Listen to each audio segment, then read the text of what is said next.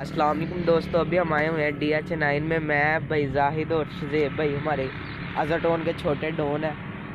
अभी हम आए हुए हैं आशियाना मेन, ये है DH9। इधर वाली साइड पे आशियाना है। हम अभी इधर खड़े हुए हैं टैंकी के पास, गोल चक्कर पे हम खड़े हुए हैं। टैंकी है ये DH9 का गेट है इधर सामने वाली साइड पे। ये गोल चक्कर पे हम खड़े हुए हैं। अभी हम आए थे यहाँ पे व्लॉगिंग करने के लिए। ये देखें माशाल्लाह कितना प्यारा व्यू आ रहा है पीछे से। अभी हम जाते हैं, आपके साथ मिलते हैं, बात करते हैं। अभी हम वापस की तरफ रवाना होते हैं। चलो भाई जाहिद बाइक स्टार्ट करो यार। अभी हम घर जाते हैं, फिर आपसे मिलते हैं। ये रास्ते में भी व्लॉगिंग करते हुए जाएंगे। अभी ये देखें, ये हमारी बाइक है। चलो यार भाई जाहिद स्टार्ट कर।